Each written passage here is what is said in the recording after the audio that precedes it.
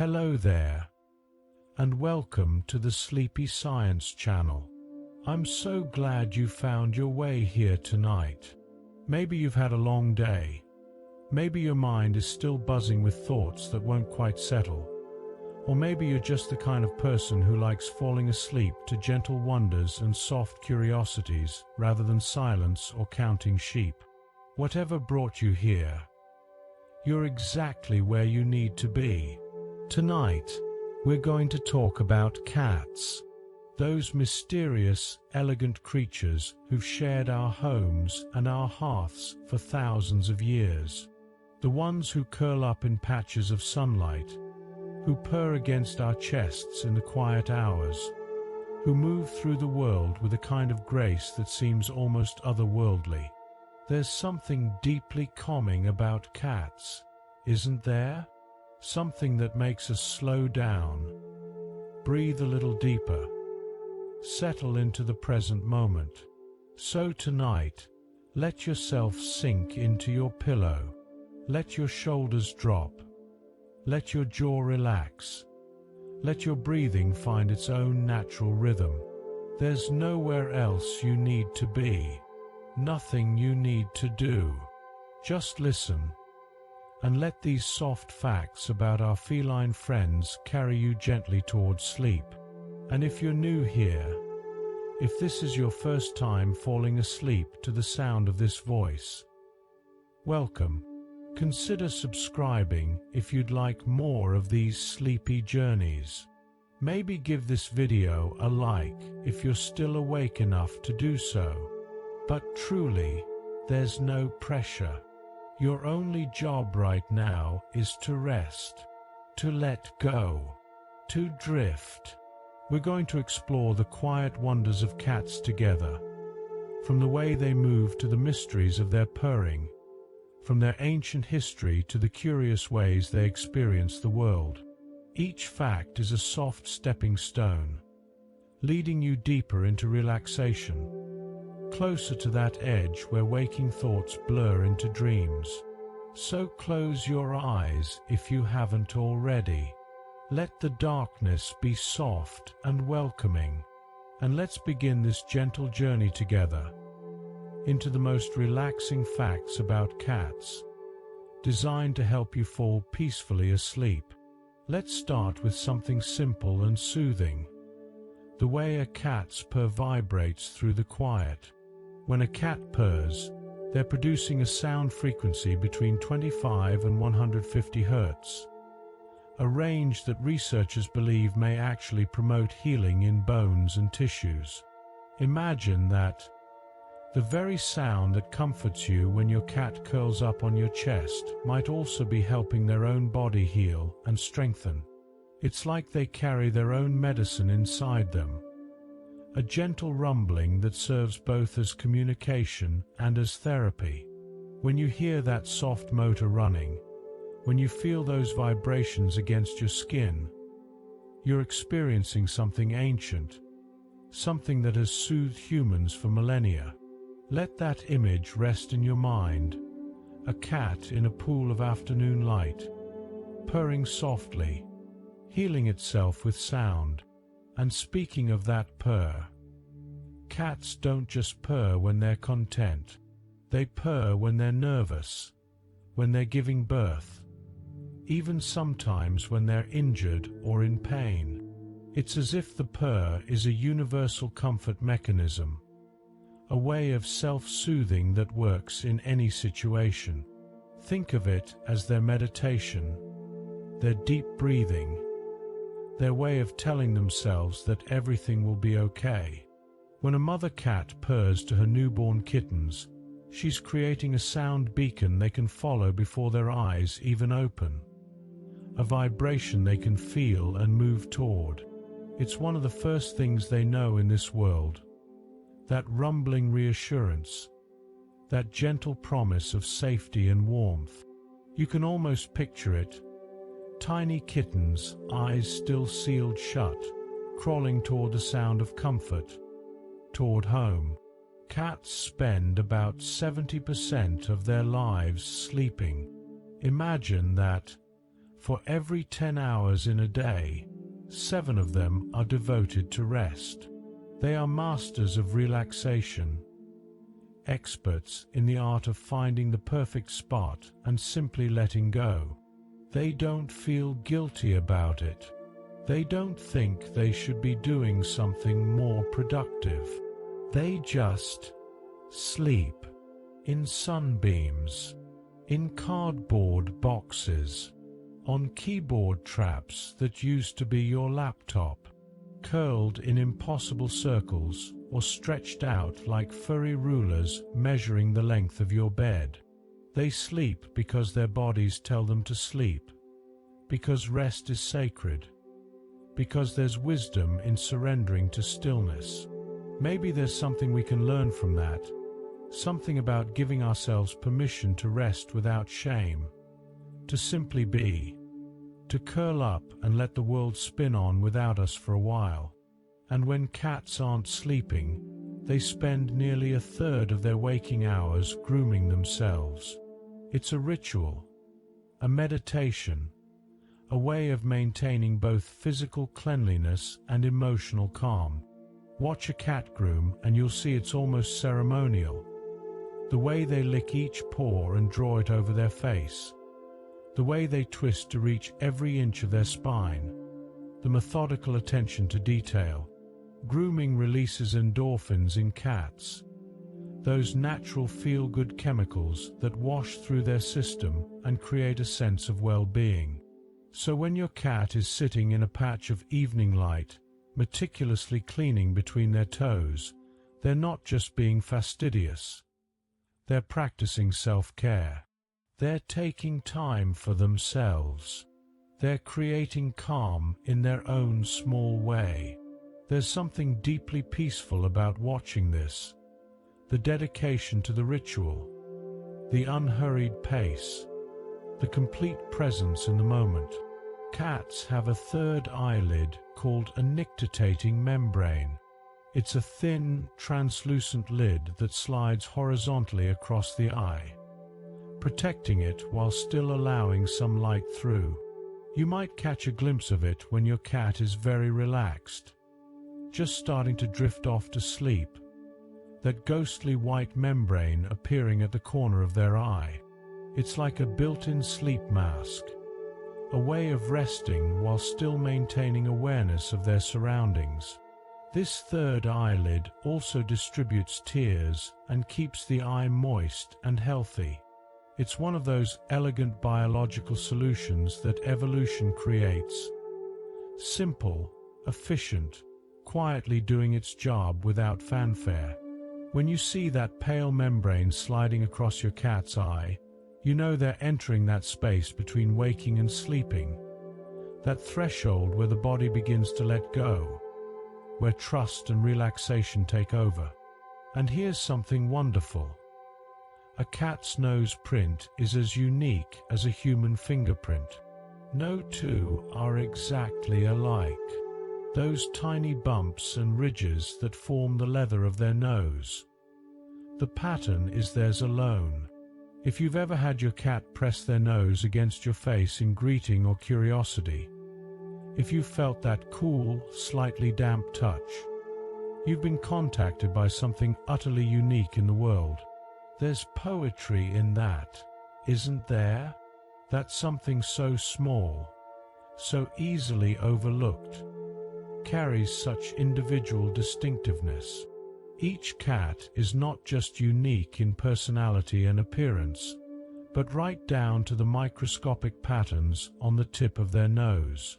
It's a reminder that uniqueness exists at every scale, that the universe bothers with details we might never even notice, that there's infinite variation in even the smallest things.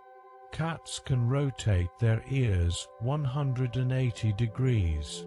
Each ear can move independently, swiveling like satellite dishes to pinpoint sounds with remarkable precision. They have 32 muscles controlling each ear, compared to our mere 6. Imagine being able to turn your ears backward without moving your head, to catch the whisper of a moth's wings behind you while still watching something in front of you. This is how cats experience sound, in surround sound panorama, constantly scanning the auditory landscape. Watch a cat when they're resting but alert. You'll see their ears swivel and twitch, triangulating sounds you can't even hear, processing information from every direction. Even when their eyes are closed, when they seem deeply asleep, those ears are still working, still listening, still connected to the world. It's like they're never fully disconnected, always maintaining just enough awareness to stay safe, to stay informed, and yet they still manage to rest deeply. Maybe that's the trick. Staying loosely aware without gripping tightly to every stimulus, monitoring without obsessing. A cat's purr isn't produced by their vocal cords in the way you might expect. Instead, it comes from the rapid movement of the muscles within their larynx, causing the glottis to open and close, creating that rhythmic, pulsing sound. It happens on both the inhale and the exhale, a continuous loop of rumbling that seems to require no breath. It's almost hypnotic, the way it continues without pause, without effort. Some researchers believe cats can purr while doing other things, while eating, while breathing normally, because it's such a deeply embedded mechanism. It's like a background program always running, always available, a comfort that can be activated at will and maintained indefinitely. Think of it as their white noise, their baseline frequency of contentment. When you're lying next to a purring cat, you're both resting in that shared vibration, that mutual humming that connects mammal to mammal, heartbeat to heartbeat. Cats have scent glands on their cheeks, paws, and flanks. When they rub against you, when they headbutt your hand or press their face against your leg, they're marking you with their scent. They're saying "mine" in a language of pheromones and chemical signals. But it's not possessive in any harsh way. It's inclusive. They're making you part of their world, part of their colony. They're blending your scent with theirs, creating a shared olfactory identity. When cats rub against furniture or doorways in your home, they're doing the same thing, creating an aromatic map of territory and belonging. To a cat, your home doesn't just look a certain way. It smells like family, like safety, like a place where they belong. And you smell like home too. That slow, deliberate rub against your ankle when you come through the door isn't just affection. It's re-establishing connection. It's saying, "You're back in our shared world now. You're part of this space with me." When cats knead with their paws, pressing in and out against a soft surface, they're recreating a behavior from kittenhood. Kittens knead against their mother's belly to stimulate milk flow while nursing. It's one of their first purposeful actions in life, associated with warmth, nourishment, and safety. Adult cats continue this behavior on soft blankets, on your lap, on plush pillows, especially when they're feeling content and relaxed. Some experts believe it's a self-soothing behavior, a way of returning psychologically to that original feeling of safety and provision.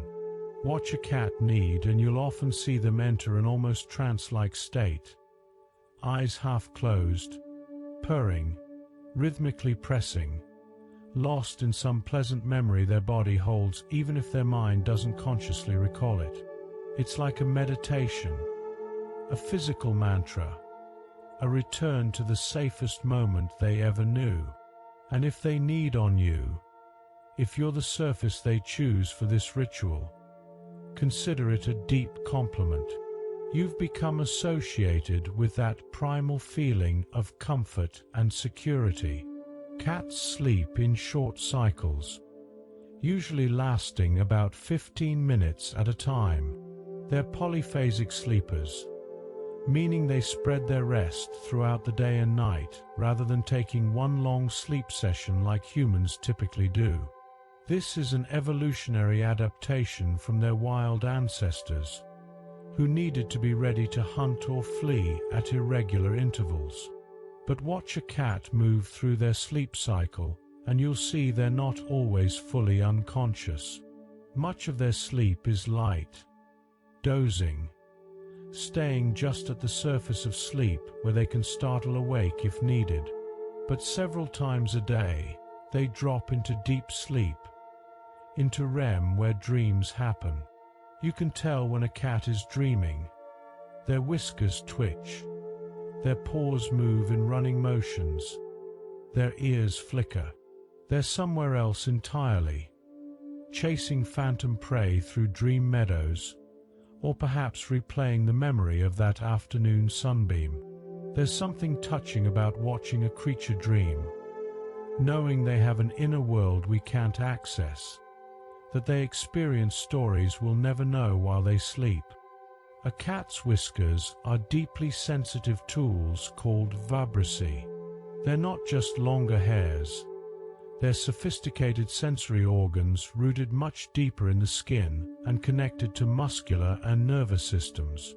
The whiskers detect minute changes in air currents, helping cats navigate in complete darkness, warning them of obstacles before their face makes contact. A cat's whiskers are roughly as wide as their body, so if their whiskers fit through an opening, they know their body will fit too. It's like having a built-in measuring system, a way of understanding spatial relationships through touch at a distance. Cats also use whiskers to express emotion. Forward-facing whiskers indicate curiosity or playfulness. Flattened whiskers suggest fear or aggression. And here's something tender. When a cat is relaxed and content, their whiskers are just slightly forward and loose, neither tense nor flat, just resting in neutral, present but not vigilant. When your cat is sitting beside you with soft, relaxed whiskers, you know they feel safe. They've let their guard down.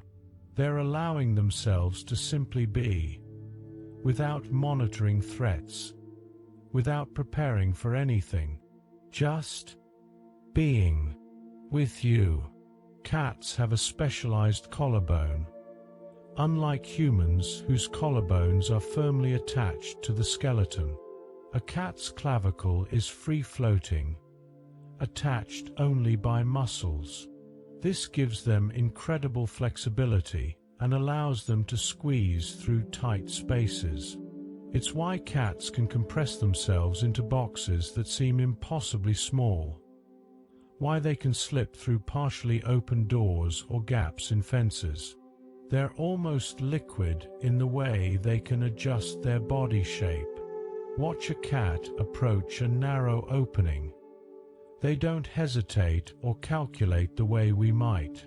They simply go, trusting their body's ability to adapt, to flow through whatever space is available. There's a lesson in that kind of trust, that fluid approach to obstacles, not forcing, not rigidly pushing, but softly adapting, finding the give in the situation and flowing through it. When life feels tight and constrictive, when you're trying to fit through some difficult passage, maybe there's wisdom in remembering the cat, who doesn't panic at narrow spaces but simply becomes narrower, who meets the shape of the challenge with their own shape-shifting. A group of cats is called a clouder when they're together. Though most cats are solitary by nature and don't form packs the way dogs do. But when cats do live together, whether in a multi-cat household or a feral colony, they develop hierarchies and social bonds. They groom each other, a behavior called allogrooming, which reinforces social bonds and establishes relationships. Often the more dominant cat grooms the less dominant one, but it's not harsh or punishing. It's almost nurturing. Cats who live together sometimes sleep in piles, twined together in a single purring mass of fur and warmth. They're sharing body heat, yes, but also comfort, security, companionship. Even these independent creatures understand the value of closeness sometimes. Even they know that warmth is better shared, that sleep is sweeter when you're touching someone who makes you feel safe. If you have multiple cats and find them curled together, know that they've chosen that closeness, that they're finding comfort in each other's presence, that even solitary souls sometimes want company in the night. Cats have a reflective layer behind their retinas called the tapetum lucidum. It's what makes their eyes glow in the dark when light hits them, that eerie green or yellow shine. But it's not just for spooky effect. This layer reflects light back through the retina, giving the photoreceptor cells a second chance to detect the light. It's why cats can see in light levels 6 times lower than what humans need. They're adapted for dawn and dusk, for the hunting hours of twilight when prey is active but light is dim. When you see your cat navigating confidently through a dark room, weaving around furniture you'd stub your toe on, they're using this enhanced vision, this biological night vision system. They're moving through a world that looks entirely different to them than it does to you, richer with detail in the shadows, full of visible information where you see only darkness. It's a reminder that reality is relative, that what's obscure to you might be clear to someone else, that we all move through slightly different versions of the same world based on how our senses translate information. Cats can jump up to 6 times their own body length in a single leap. Their powerful hind leg muscles store energy like compressed springs, and when they release, it's explosive grace. Watch a cat prepare to jump. They wiggle their hindquarters, testing the tension in their muscles, calculating distance and trajectory. Then they launch, and for a moment they're airborne, suspended in pure potential, arcing through space with absolute confidence. They don't doubt whether they'll make it. They don't hesitate halfway through. They commit fully to the leap and trust their body to deliver them safely to the other side. And almost always, it does. They land softly, paws absorbing the impact with specialized padding and flexible bones. The whole sequence takes just seconds, but it's a masterclass in commitment, in trusting your own abilities, in taking the leap without knowing every detail of the landing. Sometimes we overthink our jumps. We stand at the edge too long. We wiggle but never launch. Maybe the cat knows something about this, about the value of calculated risk followed by full commitment, about trusting that your body and your instincts will figure out the landing while you're in the air. The oldest known pet cat was discovered in a grave in Cyprus, buried alongside a human, and dated to about 9,500 years ago.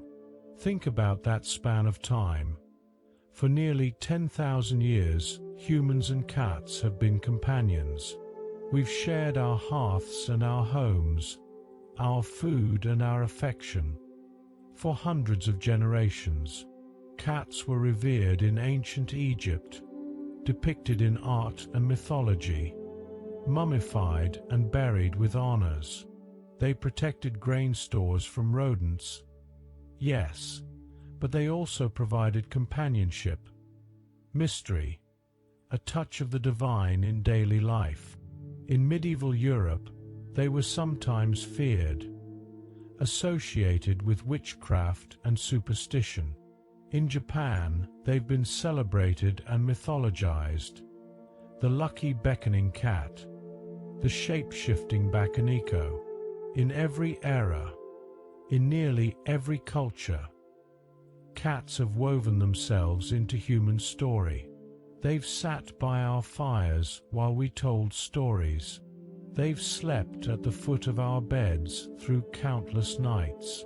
They've witnessed our history, our triumphs and failures, our loves and losses. And through it all, they've remained essentially themselves, neither fully wild nor fully tamed, independent yet affectionate, mysterious yet comfortingly present. We've been falling asleep to the sound of their purring for 100 centuries, and tonight you're part of that ancient tradition. Cats spend a significant amount of time in what's called loaf position, sitting with all four paws tucked underneath their body, looking like a compact loaf of bread. It's a posture that suggests contentment and security. When a cat tucks all their paws under, they're not in a position to flee quickly, which means they feel safe enough to sacrifice readiness for comfort. It's a vulnerable position disguised as a simple sitting posture. The loaf position keeps their body heat contained, keeps their sensitive paw pads protected, keeps them compact and self-contained. But mostly, it just seems to be comfortable. Watch a cat settle into loaf position. They kind of melt into it, adjusting their weight, finding the perfect balance, and then they just stay. Sometimes for hours, eyes half closed, calmly observing their domain, breathing slowly, just being a peaceful loaf of cat in whatever space they've chosen. There's a simple joy in observing this, in seeing a creature so completely at ease, asking for nothing, doing nothing, just existing in a state of quiet satisfaction. Maybe that's something to aspire to, the ability to simply be, to find a comfortable position and settle into it, to loaf contentedly through a portion of your day without guilt or restlessness. You're doing wonderfully. Just listening, just resting. There's no need to remember any of these facts. They're not a test. They're just gentle thoughts, soft wonders, drifting by like clouds. If you've drifted off already, that's perfect. If you're still here, still listening, that's perfect too. Let your breathing be slow and easy. Let each exhale release a little more tension. Your only job is to rest. The facts will keep coming, steady and soft, like a friend telling you quiet stories in the dark. Just let them wash over you. Let them be background music for your journey into sleep, and know that you're exactly where you need to be. A cat's tongue is covered in tiny, backward-facing barbs called papillae. They give the tongue that characteristic sandpaper texture. These barbs serve multiple purposes. They help cats lap up water more efficiently, carrying liquid into their mouth with each lick. They help strip meat from bones when cats eat. And crucially, they help with grooming, catching loose fur and debris and working through the coat like a built-in comb. But here's something fascinating. Researchers discovered that these papillae are hollow at the tips. They work like tiny straws, drawing saliva deep into the fur when cats groom. This helps distribute natural oils and keeps the coat clean and healthy. It's an elegant design, a simple structure that performs multiple essential functions. When your cat licks you, when you feel that rough, rhythmic rasp against your skin, they're using this specialized tool. Sometimes they're grooming you, treating you like part of their family group. Sometimes they're just exploring, tasting the salt on your skin, gathering information about where you've been. It might not be the softest sensation, but it's affectionate in its way. A gesture of inclusion and care delivered through a perfectly adapted biological tool. Cats have fewer taste buds than humans, only about 470 compared to our 9,000. And remarkably, they can't taste sweetness at all. They lack the receptor that detects sweet flavors. To a cat, sugar might as well not exist as a taste. This makes sense from an evolutionary standpoint. Cats are obligate carnivores, meaning they must eat meat to survive. Their bodies are designed to extract nutrients from animal protein and fat. They don't need to identify ripe fruit or sweet roots the way omnivores do. Their taste perception is tuned to detect amino acids and fats, the components of their natural prey. So when your cat sniffs at your dessert and walks away unimpressed, it's not judging your taste. It's genuinely unable to appreciate what makes that treat appealing to you. They're living in a slightly different sensory world, where the most delicious thing imaginable isn't chocolate or honey, but the savory richness of meat. It's a reminder that pleasure is relative, that what satisfies one being might be meaningless to another, that we're all seeking satisfaction through our own unique sensory filters.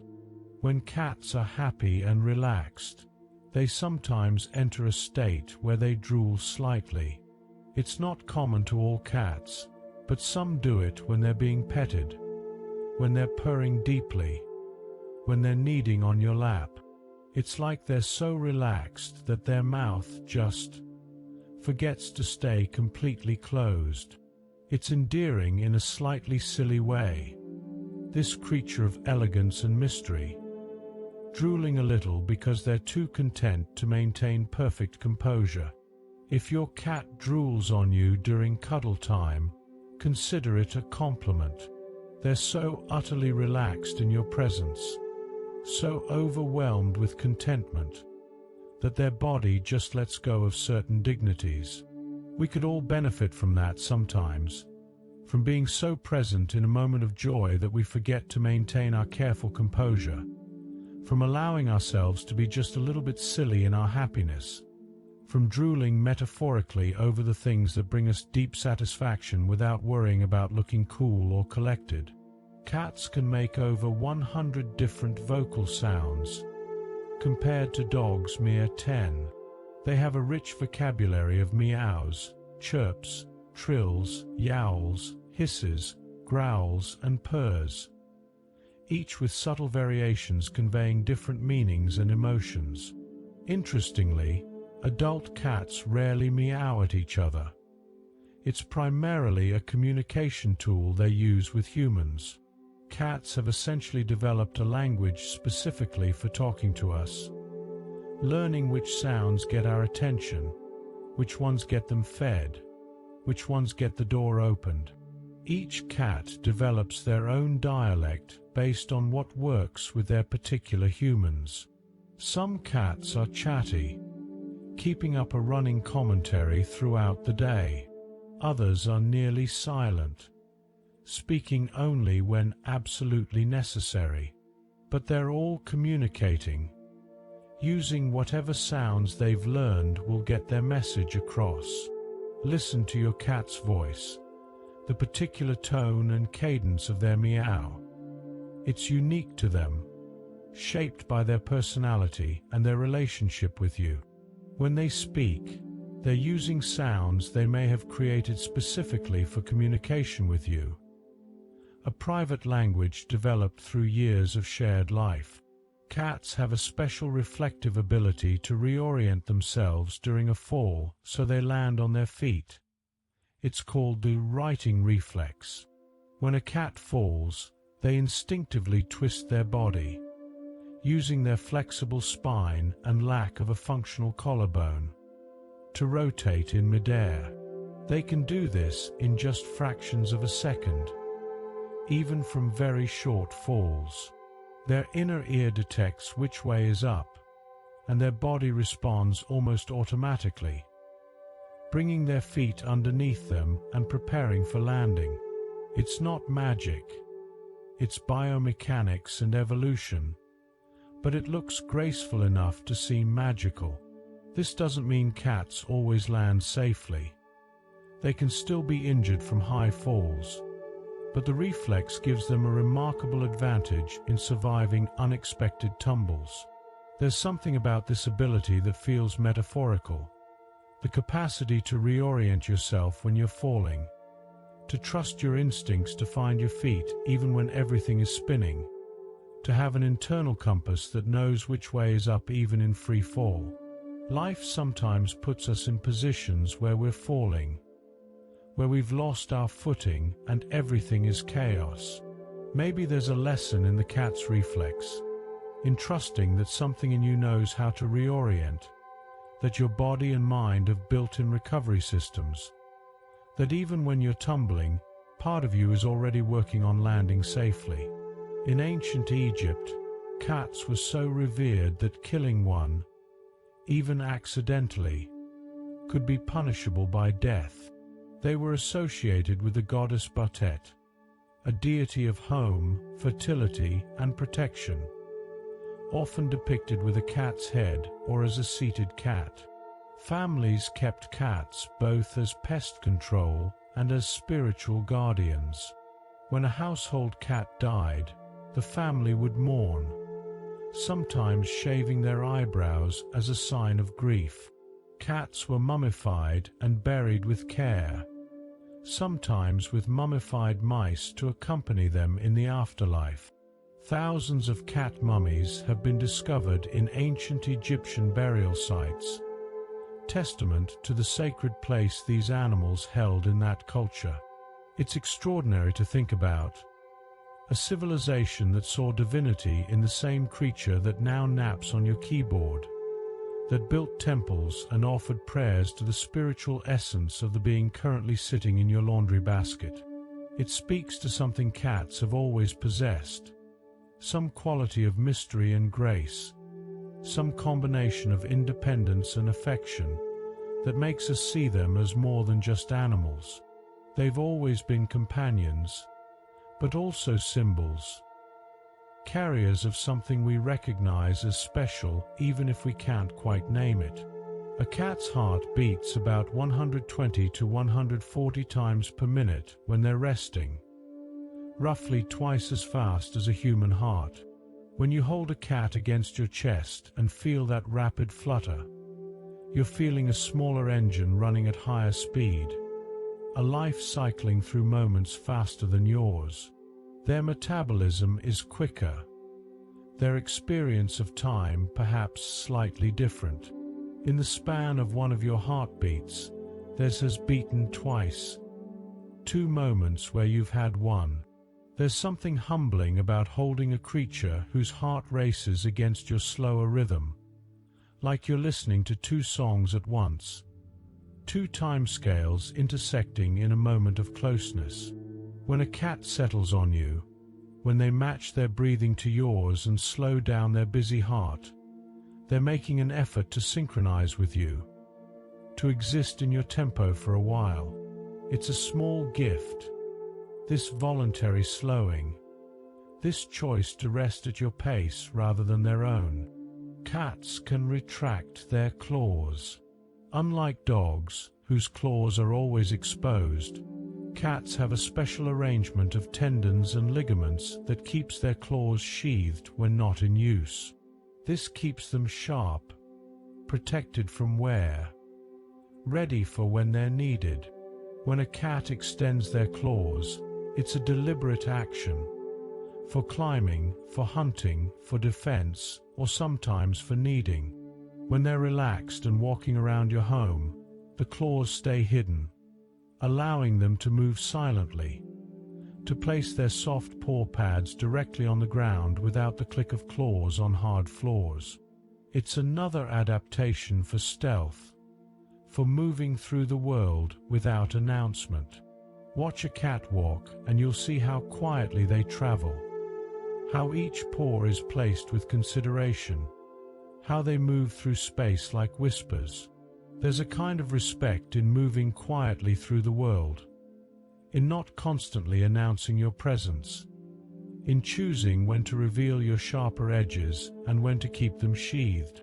Maybe there's wisdom in knowing you have claws but not needing to show them constantly, in being capable but choosing gentleness most of the time. When cats sleep, they often choose high places, the top of the refrigerator, a tall cat tree, the back of the couch. Height provides safety, a vantage point from which they can survey their territory without being vulnerable to approach from above. In the wild, elevated sleeping spots protected cats from ground-dwelling predators while they were at their most vulnerable. Even though your house cat faces no such threats, the instinct remains. They feel safer when they're up high, when gravity is their ally, when they can look down rather than around. If you've ever found your cat sleeping in an improbable high place, on top of a bookshelf or balanced on a narrow ledge, they're following ancient instincts, choosing the position that feels most secure. It's touching in a way that even in perfect safety, even in a home with no predators, they still arrange themselves according to these old patterns. We all carry old protections, old habits formed for survival, that we maintain even when they're no longer strictly necessary. Sometimes these habits comfort us even if they're outdated.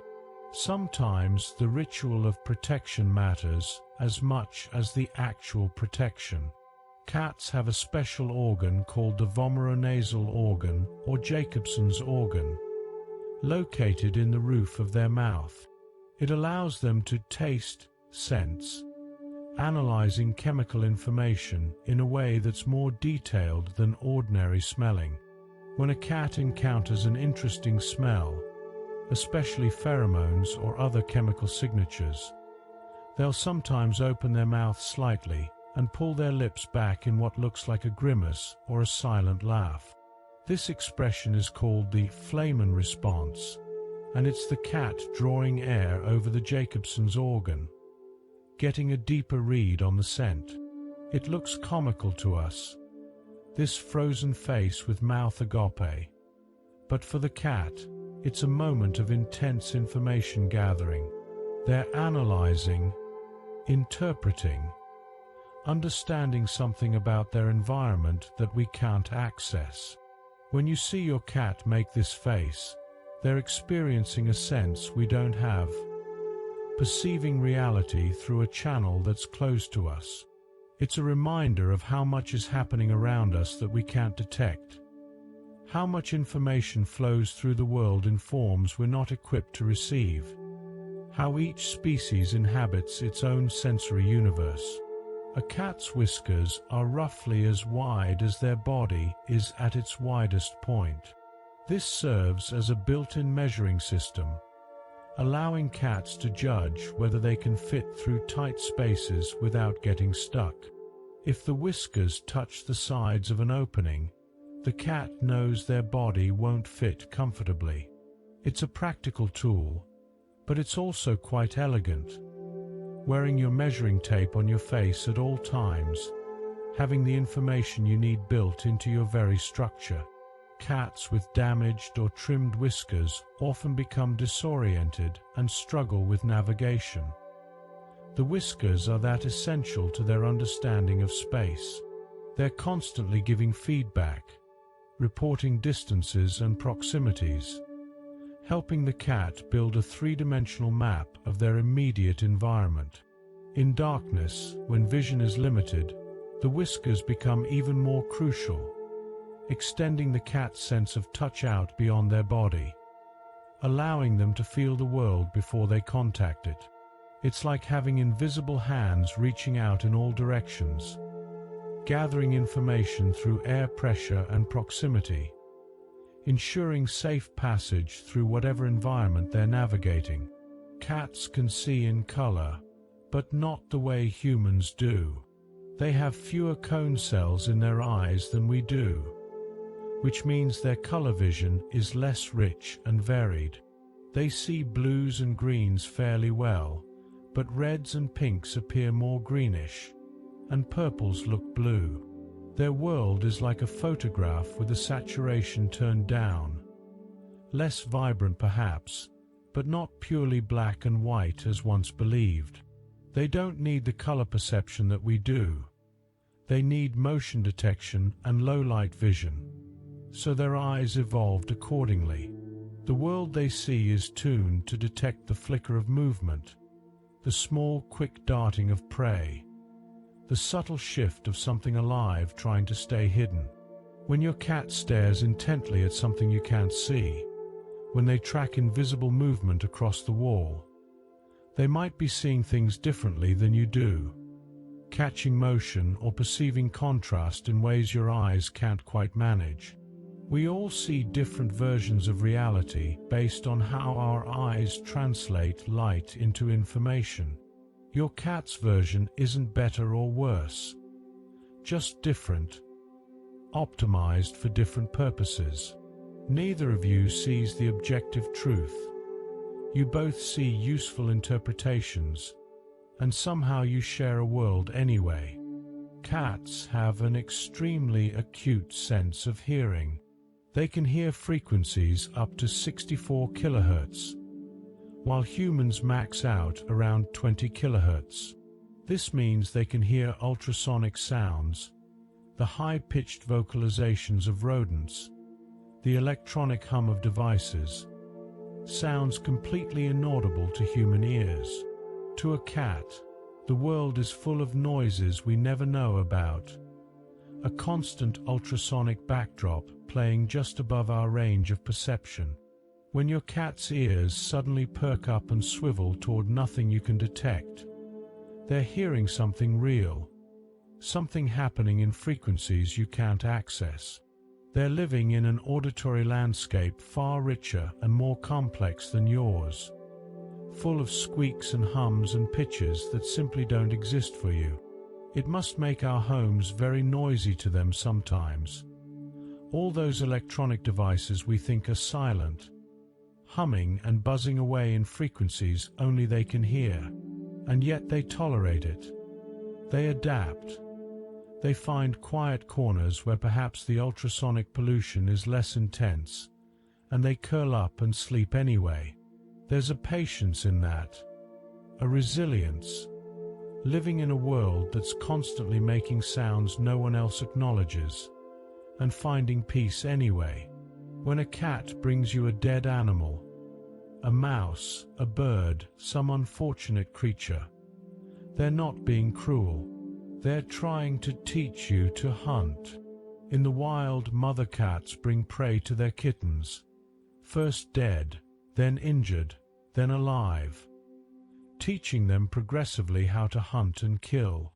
Your cat sees you as family, as someone who clearly can't hunt. Look at you, ordering food from boxes and cans like an incompetent kitten. So they're trying to help. They're providing for you, teaching you, showing you what prey looks like and how you should be catching your own. It's an act of care from their perspective. Even if we find it disturbing, they might even meow insistently until you pay attention to their gift, making sure you acknowledge the lesson. If this happens to you, try to remember it comes from a place of affection, from a desire to care for you in the way they know how. Thank them calmly, dispose of the gift when they're not looking, and know that in their mind they're being a good family member, contributing, teaching, making sure you're equipped to survive in a world they perceive as requiring hunting skills you clearly lack.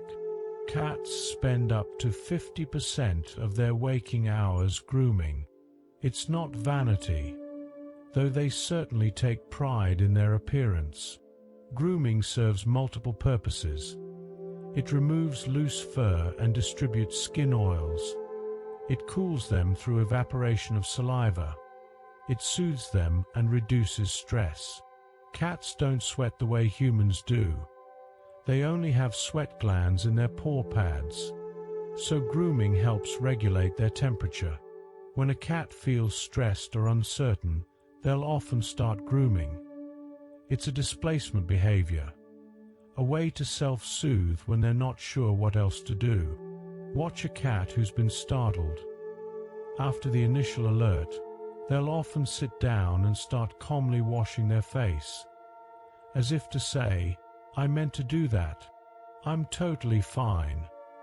Just doing some routine maintenance here." It's a way of resetting, of reclaiming composure, of telling themselves and the world that everything is under control.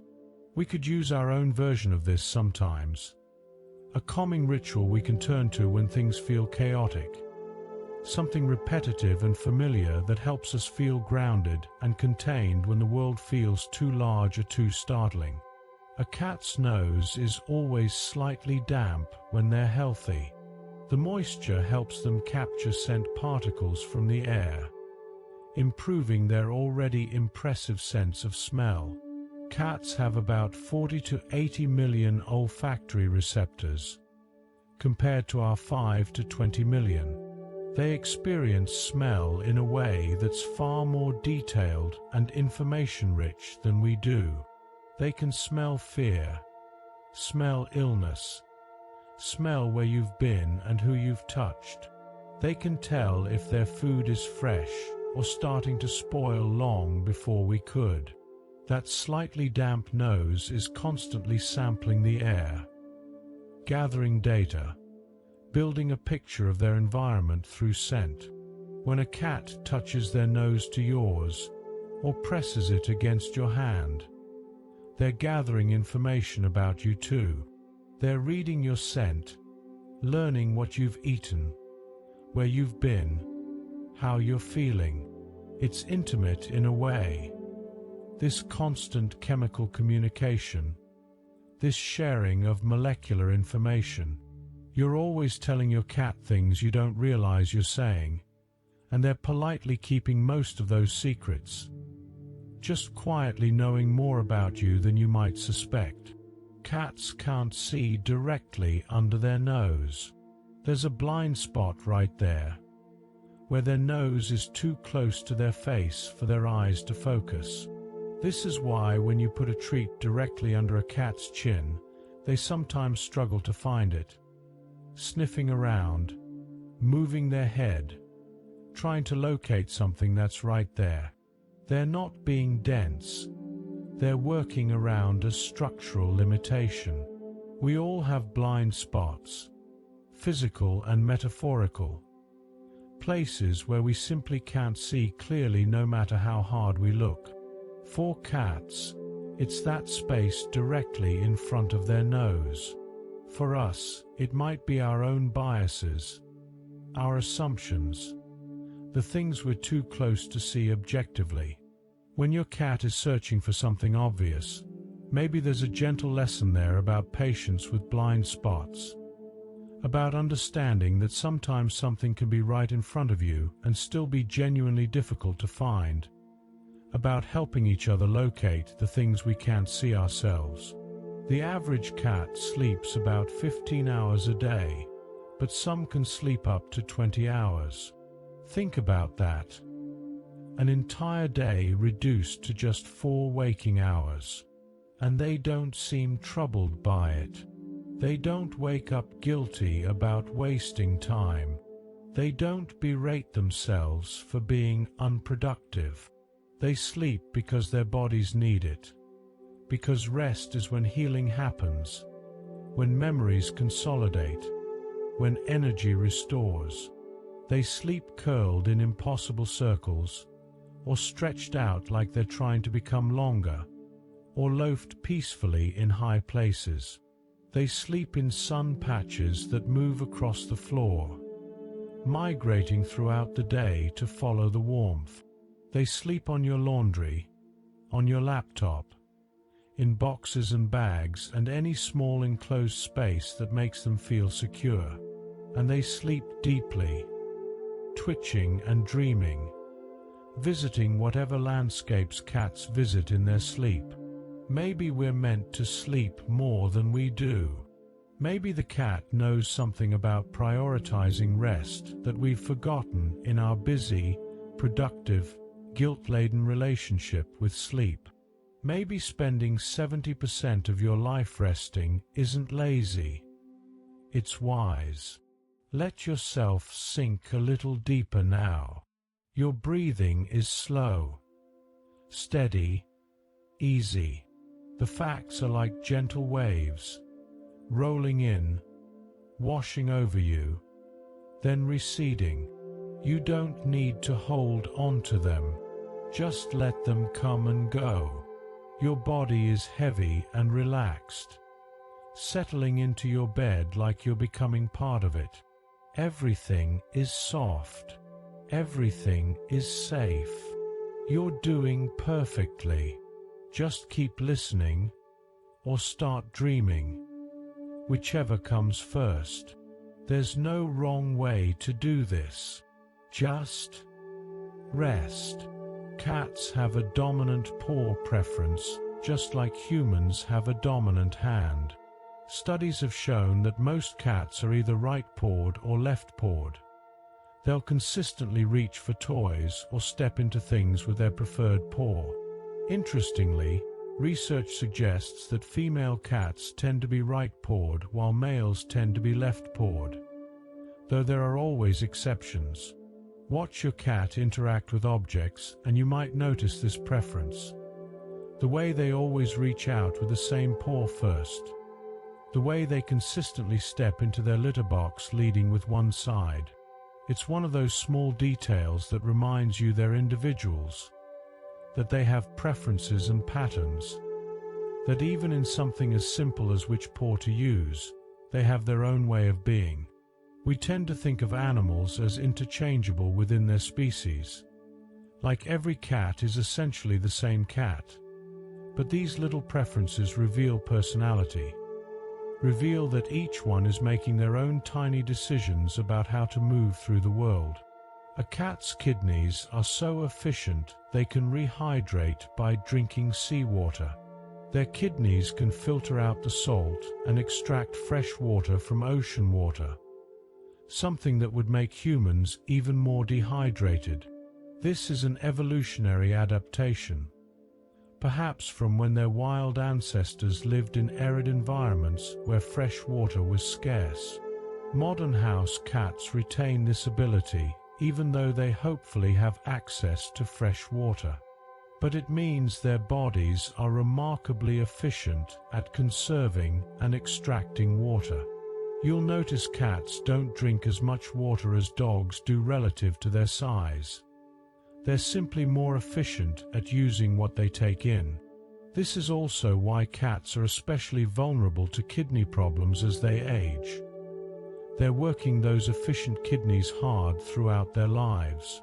It's a reminder that systems built for efficiency in harsh conditions can still wear down over time, that survival adaptations aren't the same as invincibility, that even elegant solutions have their limits. When cats are frightened or threatened, they puff up, making their fur stand on end to appear larger and more intimidating. This is called piloerection, the same physiological response that causes goosebumps in humans. Tiny muscles at the base of each hair follicle contract, making the hair stand up, increasing the cat's apparent size. A frightened cat with their back arched and fur fully puffed can look almost twice their actual size. It's a bluff, a display meant to convince a threat that attacking isn't worth the effort. Usually it's accompanied by hissing, spitting, or growling. The full, scary cat performance. But underneath all that impressive display is often just a terrified animal trying to protect themselves the only way they know how. When we get frightened, we puff up too in our own ways. We raise our voices, we make ourselves bigger with aggressive postures, we try to seem more formidable than we feel. It's the same basic strategy. Broadcast strength you might not have in hopes of avoiding conflict. When you see a puffed-up cat, remember there's probably a very scared individual inside all that fur, trying to convince the world they're too dangerous to mess with. Cats are crepuscular, meaning they're most active during dawn and dusk. These are the optimal hunting times in the wild, when prey animals are active but light is low. This is why your cat might zoom around the house at 5 in the morning, or suddenly become energetic just as you're settling in for the evening. They're following ancient rhythms, responding to programming that tells them this is hunting time, action time. It can be frustrating when you're trying to sleep and your cat is practicing parkour off your furniture. But they're just being what they are, creatures of the twilight times. Their energy peaks when ours is lowest, at the bookends of our day.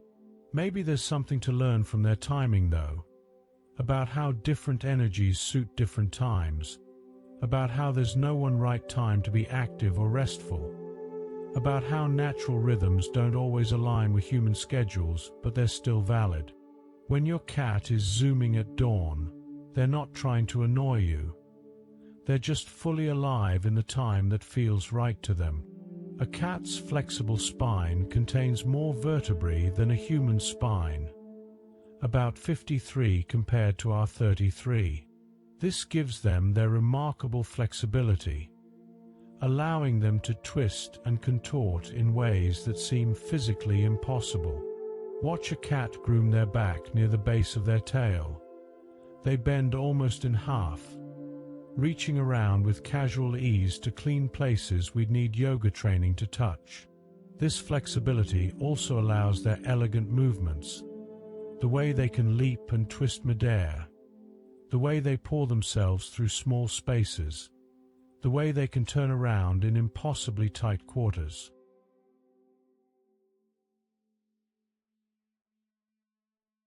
They're almost serpentine in their movement possibilities, more like liquid than solid matter. There's a freedom in that kind of flexibility, physical and metaphorical, being able to bend without breaking, to adapt your shape to the space available, to reach the difficult places and tend to them yourself. Maybe flexibility is undervalued. Maybe we focus too much on strength and stability and not enough on the ability to bend, to adjust, to flow around obstacles rather than confronting them rigidly. Cats have a complex relationship with catnip. About 50 to 70% of cats are affected by it, while others show no response at all. The sensitivity is hereditary, passed down genetically. For cats who do respond, the nepetalactone compound in catnip binds to receptors in their nose and triggers a euphoric response. Affected cats will roll in it, rub their face in it, sometimes drool or become hyperactive. The effect usually lasts about 10 to 15 minutes. Then there's a refractory period where the cat becomes temporarily immune and won't respond to catnip for an hour or so. It's not harmful. It's not addictive. It just creates a temporary sense of joy and playfulness. Watching a cat on catnip is like watching someone experience pure, unfiltered delight, rolling and stretching and purring with absolute abandon. And then it fades, and they just walk away, returning to normal cat activities as if nothing happened. There's something enviable about that, about having access to reliable joy, about being able to experience complete present moment pleasure and then just return to regular life without dwelling on it or craving more immediately. Simple pleasure, fully experienced, then released. When cats walk, They place each hind paw almost exactly where their front paw was. This is called direct registering, and it serves multiple purposes. It minimizes noise, essential for hunting. It maximizes stability. The hind foot is being placed in a spot already proven safe by the front foot, and it minimizes visible tracks. One footprint instead of two. Watch a cat walk in snow or sand and you'll see this pattern. An economical, efficient gait that speaks to their nature as both predator and prey, needing to move silently and carefully through a world full of both opportunities and dangers. There's something methodical about it. This careful placement, this refusal to waste movement or make unnecessary marks. Maybe there's wisdom in such deliberate motion, in testing ground before fully committing, in following paths already proven safe, in moving through the world with consideration rather than carelessness. Cats recognize their owner's voice, but often choose not to respond. Japanese researchers conducted studies showing that cats clearly hear and recognize their owner's voice. Their ears and heads orient toward the sound, but they frequently don't meow back or come when called. Dogs, by contrast, almost always respond to their owner's voice. This doesn't mean your cat doesn't love you. It means they're just cats. They're independent. They hear you. They know it's you. They're just busy right now, thanks. Maybe they'll come over later on their own terms. This selective responsiveness is very on-brand for cats. The creature that domesticated themselves, that chose to live with humans but refused to become servants. They're companions, not employees. They'll acknowledge you when they feel like it. And honestly, there's something refreshing about that level of self-determination, that refusal to perform on demand, that ability to say, I hear you, but I'm choosing to stay here in this sunbeam instead. Maybe we could all use a little more of that energy. The confidence to prioritize our own comfort. The ability to love someone without needing to immediately respond to every request. A cat's purr can vary in frequency and intensity. Happy, relaxed purrs are usually softer and lower. Purrs that include a high-frequency component, around 220 to 520 Hz, are called solicitation purrs, and they're designed to be slightly annoying to humans, activating the same frequency range as a baby's cry. Cats use these solicitation purrs when they want food or attention, embedding this urgent frequency into their otherwise soothing purr. It's manipulation, but it's adorable manipulation. They've learned to press our buttons, to trigger our nurturing instincts, to make their requests just urgent sounding enough that we have trouble ignoring them. And it works. How many times have you gotten up to feed a cat who added that special insistent quality to their purr? They're essentially hacking our parental response system, and we let them because they're cute and we love them. There's something almost humorous about being so transparently manipulated and going along with it anyway. Maybe love is partially that, allowing yourself to be swayed by someone's needs even when you can see the manipulation happening, choosing to respond to the request inside the tactic. Cats can get stuck in trees not because they can't climb down, but because their claws curve the wrong way for descending head first. They're excellent at climbing up. Their rear leg muscles are powerful and their claws grip securely when climbing upward. But coming down requires either going backwards, which is slow and scary, or turning around somehow on whatever narrow branch they ventured onto.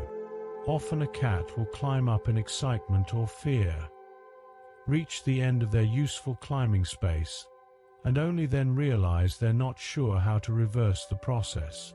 So they sit there, crying, waiting for help or working up the courage to attempt a backward descent.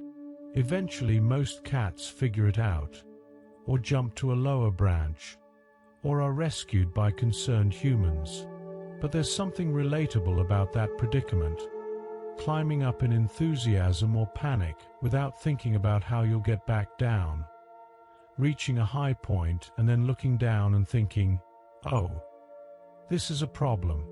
We've all gotten ourselves into situations like that. Taking on something that seemed manageable in the moment, only realizing we're stuck once we're in too deep. The cat just makes this mistake more literally. But the metaphor stands. Sometimes you have to back down carefully the way you came up. Sometimes you have to jump and trust you'll land okay. Sometimes you just have to wait until you're ready to move. A cat's sense of smell is about 14 times stronger than a human's. They have about 200 million scent receptors, compared to our 5 million. This means their experience of smell is incredibly rich, layered with nuance we can't access. They smell time itself in some ways.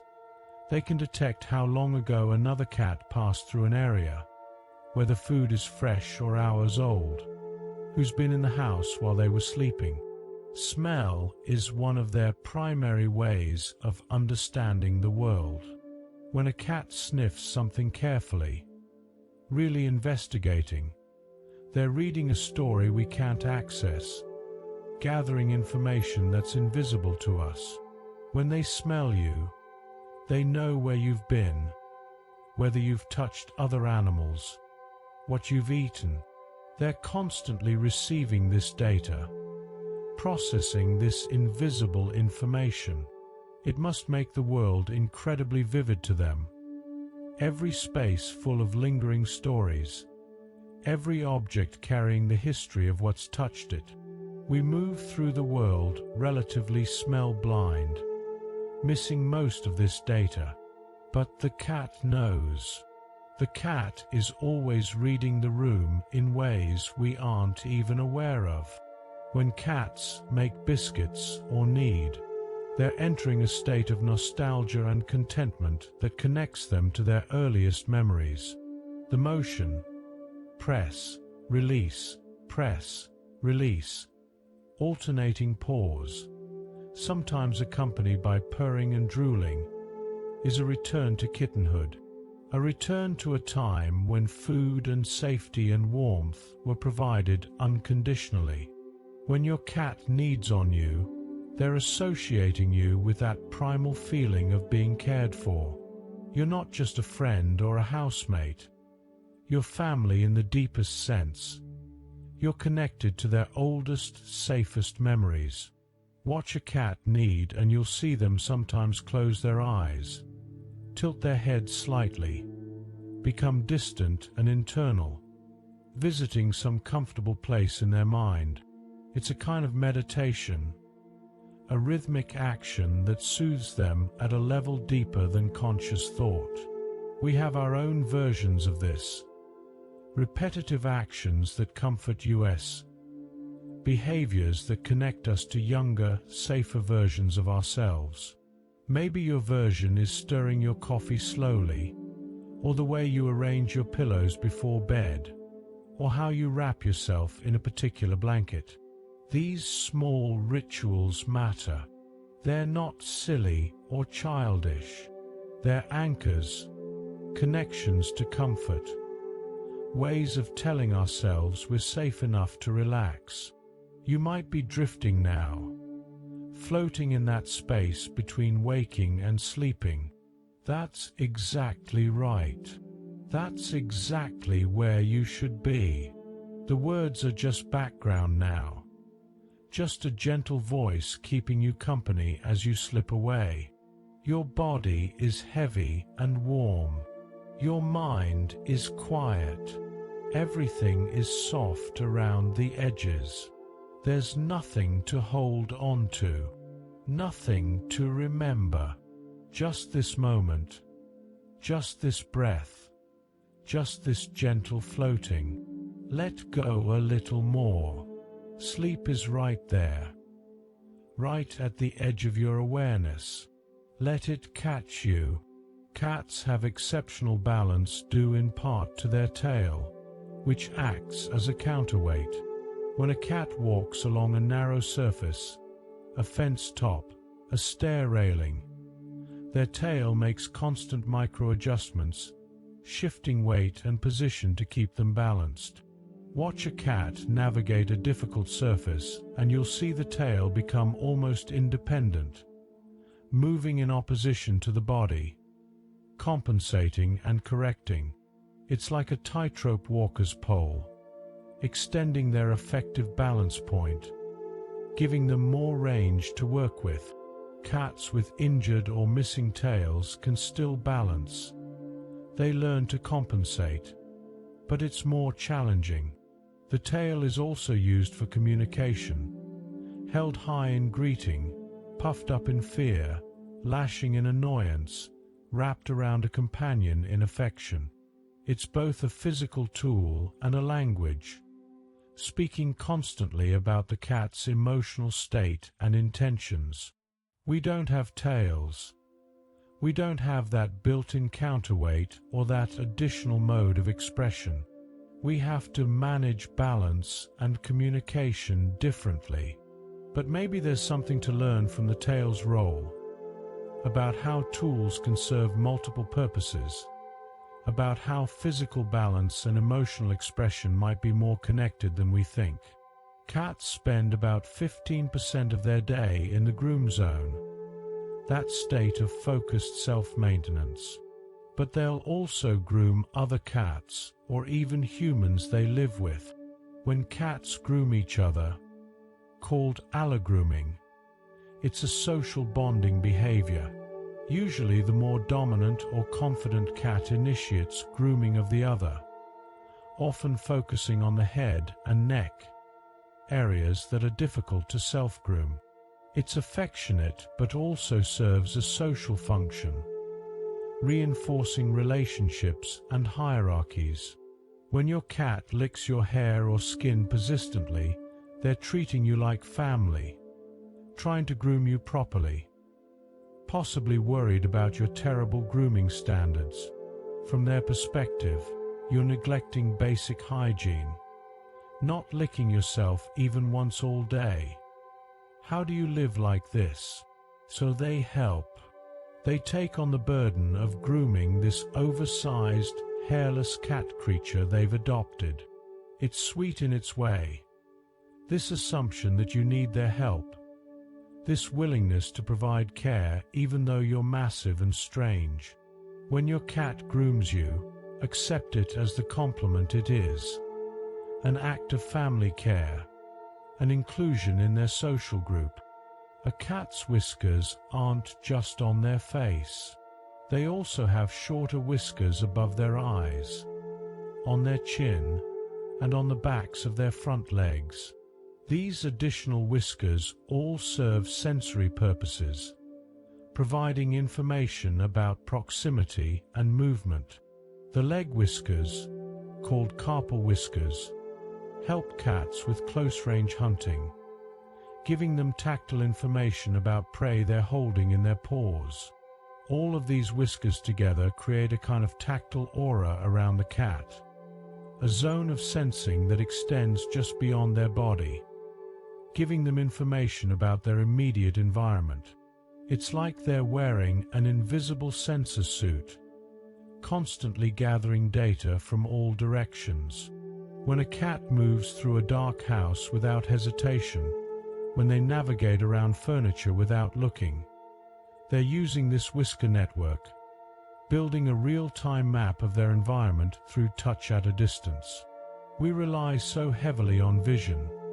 We're so sight-dependent.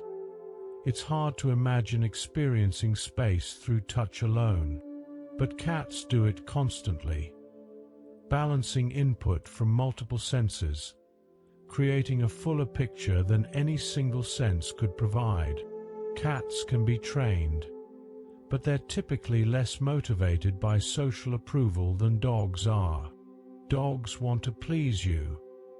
They find your happiness rewarding in itself. Cats are more practical. They want to know what's in it for them. You can teach a cat to sit, to come when called, to high five. But you'll need to make it worth their while with treats or play. They're not being stubborn. They're just honest about their motivations. Why should they do a behavior that serves no purpose from their perspective unless there's some benefit? They're not trying to make you happy just for the sake of your happiness. They're independent contractors, not employees. And honestly, there's a kind of integrity in that, in being clear about what you want from an exchange, in not performing emotional labor without compensation. Maybe we could all be a little more like cats in this regard, a little clearer about our boundaries, a little more direct about what we need in order to participate. Not everything has to be done for social approval. Sometimes it's okay to ask, "What's in it for me?" before committing your energy. When cats are relaxed and happy, they'll sometimes slowly close their eyes at you or give you a long, slow blink. This is called a cat kiss, and it's a sign of trust and affection. In cat body language, maintaining direct eye contact can be threatening. It's confrontational. But slowly closing their eyes in your presence means they trust you enough to make themselves vulnerable, even momentarily. If you slow blink back at them, you're speaking their language, telling them you trust them too. Many cats will respond to slow blinks with their own, creating a little moment of mutual trust and affection. It's a gentle language, subtle, easy to miss. But once you know about it, you'll start noticing these little cat kisses happening. Your cat slowly blinking at you from across the room, telling you in their quiet way that you're safe, that you're loved, that they're glad you're there. It's more meaningful than a meow, more intimate than a head bump, a moment of vulnerability and trust given freely. When your cat slow blinks at you tonight, blink back slowly. Have that quiet conversation. Share that moment of mutual trust. It's a small thing, but small things matter in the language of comfort and connection. Cats have an exceptional ability to squeeze through tight spaces because they have no true collarbone, or rather, their clavicle is free-floating and not attached to other bones. This gives their shoulders extraordinary flexibility and range of motion. If a cat's head fits through an opening, the rest of their body can usually follow. They can compress their shoulders, rotate their front legs, and pour themselves through remarkably small gaps. It's like they're partially liquid, adapting to the shape of whatever space they're navigating. This is why you'll find your cat in seemingly impossible places, inside vases, between couch cushions, in boxes half their apparent size. They're not defying physics. They're just built with more flexibility than we initially assume. They know their own bodies. They know what they can do, and they trust that knowledge without hesitation. Maybe there's something to learn there about knowing your own capabilities, about trusting your ability to navigate difficult spaces, about understanding that you might be more flexible and adaptable than you give yourself credit for. Sometimes the impossible spaces are actually possible. You just have to trust yourself enough to try squeezing through. A cat's brain is about 5 centimeters long and weighs about 30 grams. Small but remarkably complex. Their brain structure is about 90% similar to ours. with the same regions responsible for emotion, memory, and decision-making.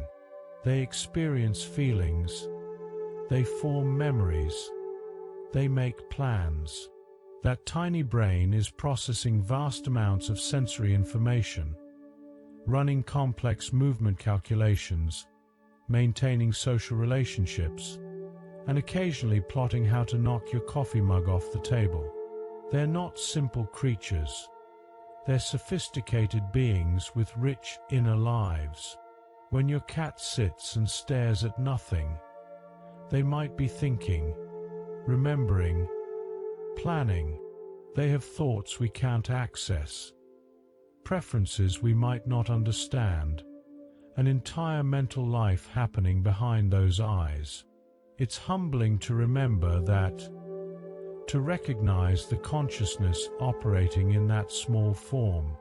They're not decorative objects or simple stimulus response machines. They're individuals with their own experiences of the world, their own perspective on the life you share. Cats can rotate their ears 180 degrees independently, but they can also move both ears in different directions simultaneously. One ear tracking a sound to the left, while the other focuses on something to the right. They're essentially running two separate auditory programs at once, monitoring their environment in stereo, gathering information from multiple sources simultaneously. It must create an interesting perceptual experience, having your attention split like that, processing different inputs through different channels at the same time. When a cat is lying down but their ears are swiveling around, they're not fully asleep or even fully resting. They're maintaining awareness, monitoring, staying loosely connected to their environment even while their body rests. It's a different approach to rest than humans typically take. We tend to fully commit to sleep or wakefulness. Cats exist more easily in that in-between space, resting but aware, present but not engaged. Maybe that's a kind of efficiency, the ability to rest your body while maintaining enough awareness to stay safe, to not have to fully disconnect in order to recover. When cats rub their face against you, they're marking you with scent glands located around their mouth, chin, cheeks, and forehead. It feels like affection to us, and it is. But it's also territorial behavior. They're claiming you, marking you as part of their environment, part of their family group. They're saying, "This human is mine," in a language of pheromones. When cats rub against furniture or doorways, they're creating a scent map of their territory, marking the boundaries and contents of their domain.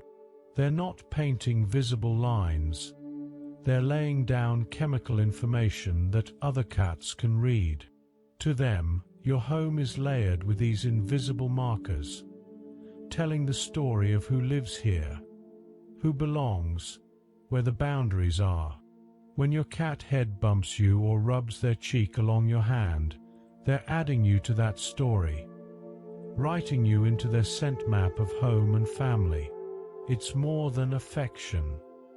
It's inclusion. It's being claimed by a creature who has chosen you as worthy of being part of their world.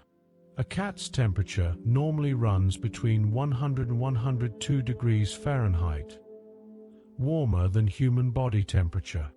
When they curl up against you, you're feeling that extra heat, that little furnace of a body pressed close. This is partly why cats love warm spots. They're constantly seeking heat sources, sunny patches, warm laundry, laptop keyboards, human laps. They're drawn to warmth because maintaining their body temperature requires energy, and external heat sources mean they can relax their internal temperature regulation. When your cat chooses to sleep pressed against you, they're not just seeking affection, they're also seeking warmth. But that doesn't make it less meaningful. They've chosen you as their heat source, trusted you enough to relax their vigilance and rest against your warmth, your comfort and heat both, safety and physical satisfaction combined. And in return, you get a small, warm, purring presence, sharing their heat with you even as they benefit from yours. It's mutual, this exchange of warmth and comfort, this physical sharing of space and temperature. Cats groom not just for cleanliness, but also for thermal regulation. When they lick their fur, they deposit saliva, and as that saliva evaporates, it cools them down. It's their version of sweating, though more targeted and efficient. In hot weather, you'll see cats grooming more frequently, applying that cooling saliva across their body, managing their temperature through deliberate effort. They don't pant unless they're severely stressed or overheated. They rely instead on this evaporative cooling system. It's elegant, multitasking grooming behavior to serve multiple purposes at once: cleaning, cooling, calming, all achieved through the same repetitive licking motion. When your cat is grooming on a hot day, they're not just being fastidious. They're actively managing their comfort, taking care of their physical needs through the tools they have available.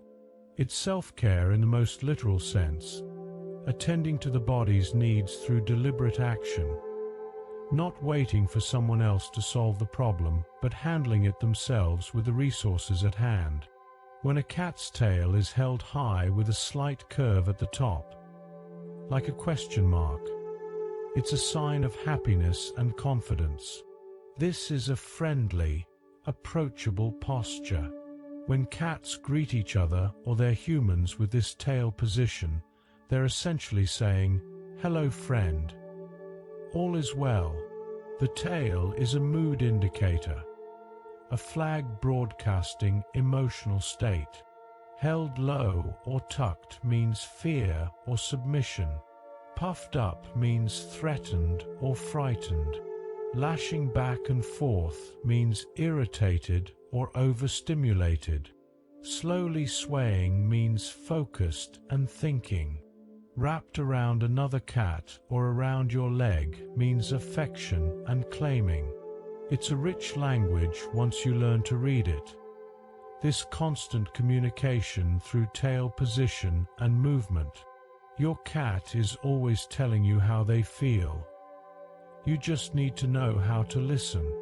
When that tail goes up in greeting, when it curves into that happy question mark, you know you're welcome. You know your presence is a good thing in their world. It's nice to be greeted that way, with such visible happiness, with a flag literally raised in your honor. Your breathing is so slow now, so steady. You might not even be hearing these words anymore. Just the sound of a voice, just a rhythm in the darkness. That's perfect. You don't need to hear. You don't need to remember. You just need to rest. Your body is doing exactly what it's supposed to do.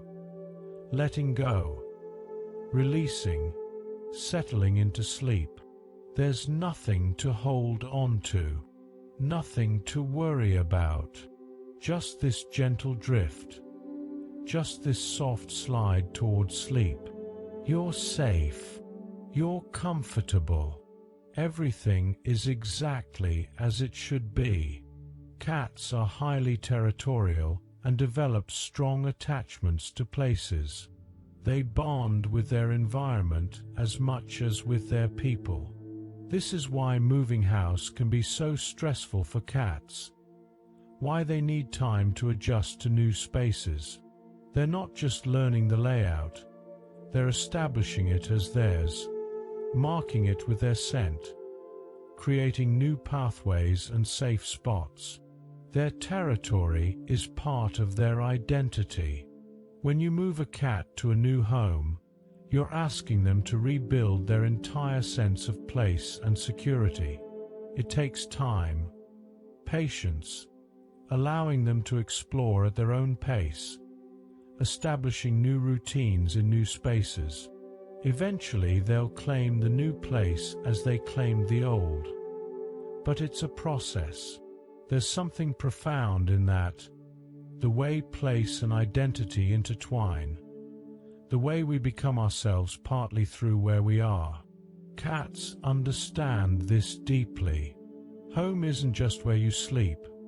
It's where you've marked your presence, where you've established your routines, where the environment itself reflects and contains your sense of self. When your cat finally settles in a new place, when they start grooming calmly and sleeping in exposed positions, they're telling you they've accepted this space.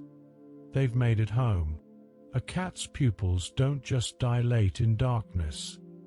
They also dilate with emotional arousal, excitement, fear, playfulness.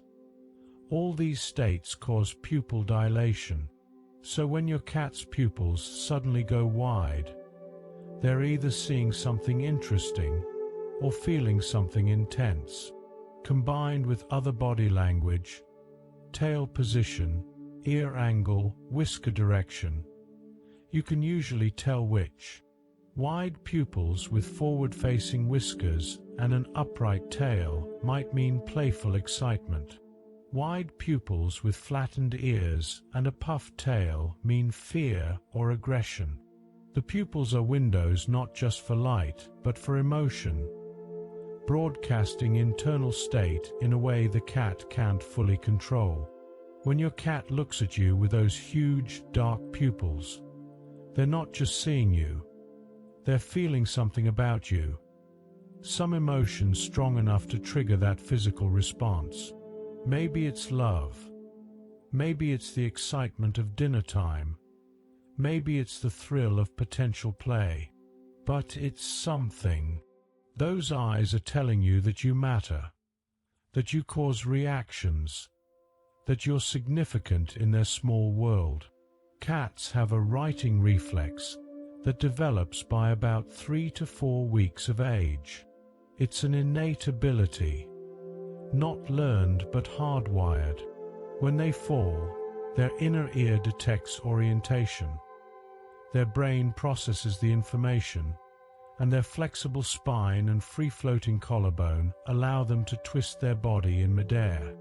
Front half rotates first, then back half, all within fractions of a second.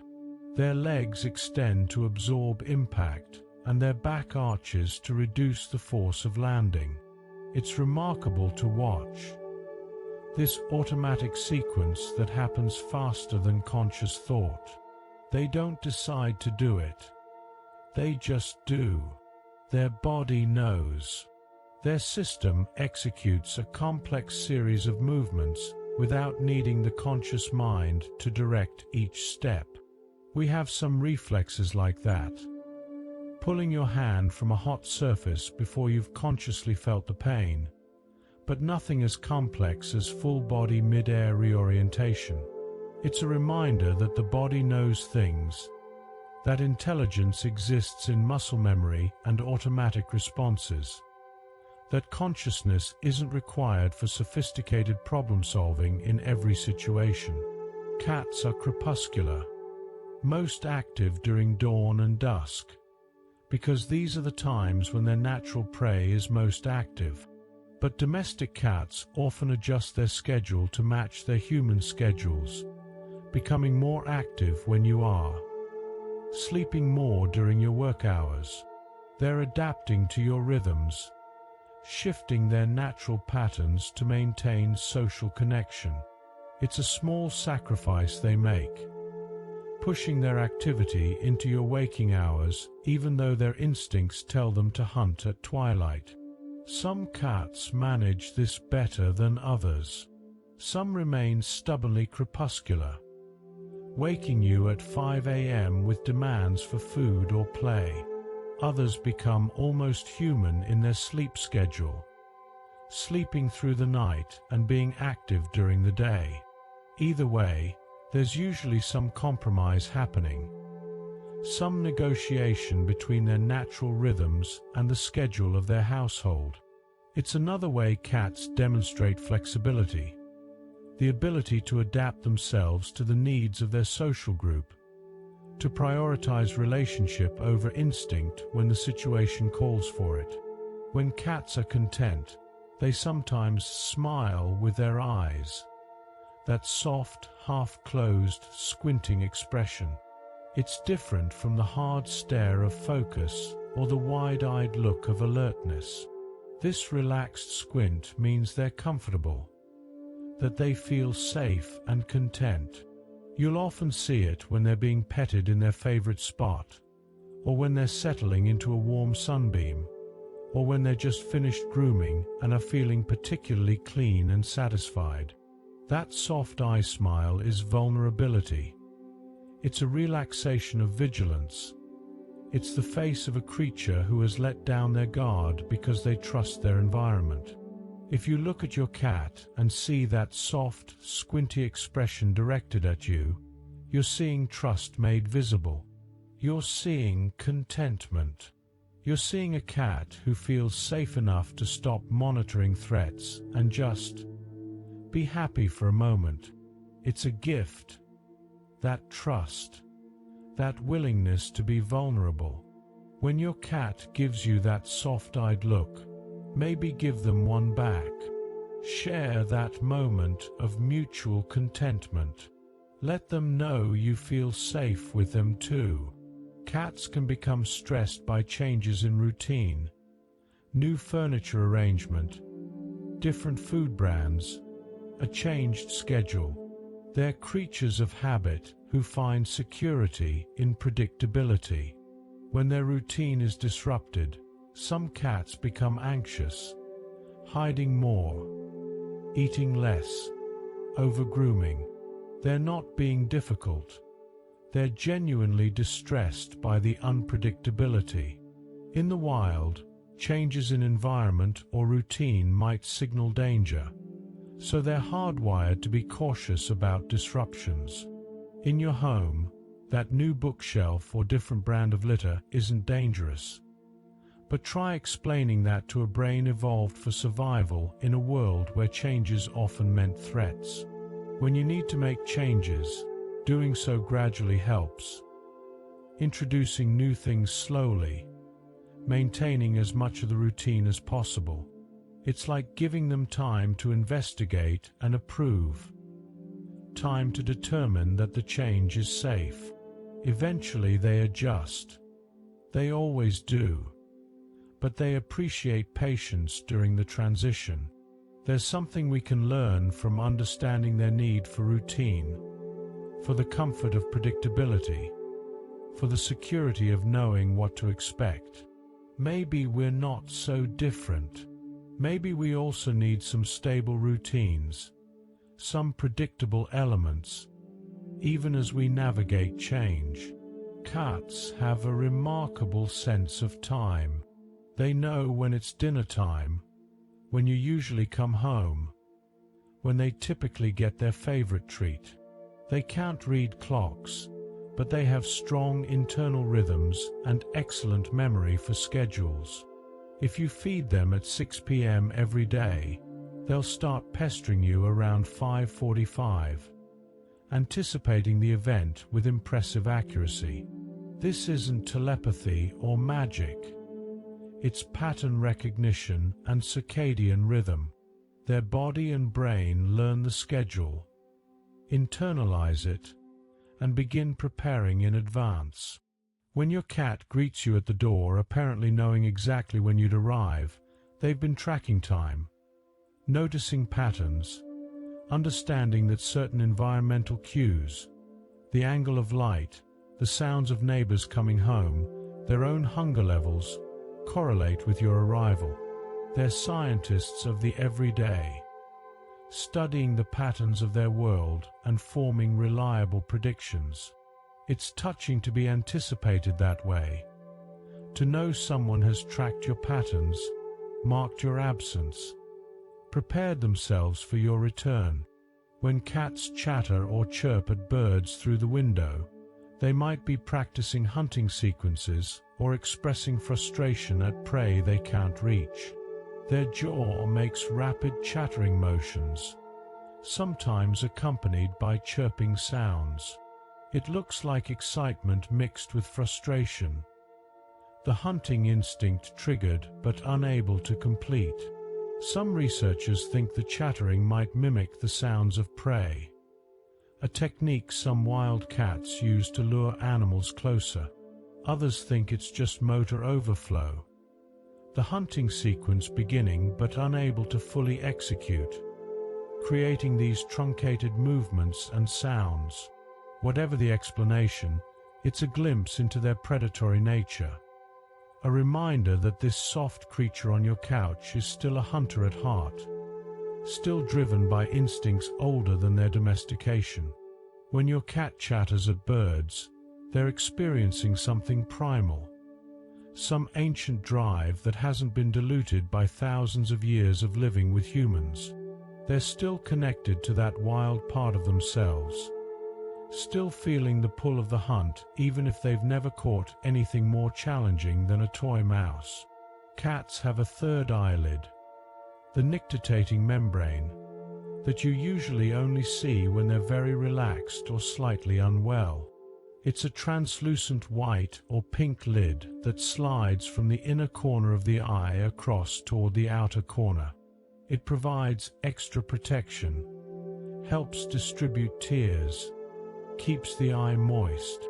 In healthy cats, you rarely see it except perhaps when they're waking up, just starting to open their eyes, that pale membrane visible for a moment before it retracts. If the third eyelid is persistently visible, it can indicate illness or injury, but the occasional glimpse is normal. It's a reminder that cats are built differently, that they have systems and structures we don't, that their experience of the physical world is mediated through different biological tools. That third eyelid is serving functions quietly, doing its job unseen, only occasionally making a visible appearance. Like so much of their biology, it's elegant, efficient, and mostly invisible until you learn to look for it. A cat's heart, that small engine running at twice your speed, pumping blood through a body that can sleep 20 hours and then explode into sudden action. That heart has carried them through every moment of their life, every nap in the sun, every midnight sprint down the hallway, every moment of fear and every moment of contentment. When you hold your cat and feel that rapid heartbeat, you're feeling the mechanism of their life, the rhythm that keeps them present in the world. It's intimate, that awareness of their heart, that physical proof of their living, your own slower heart, beating its steadier rhythm, and their faster heart pressed against you. Two lives intersecting in physical space, two rhythms playing simultaneously.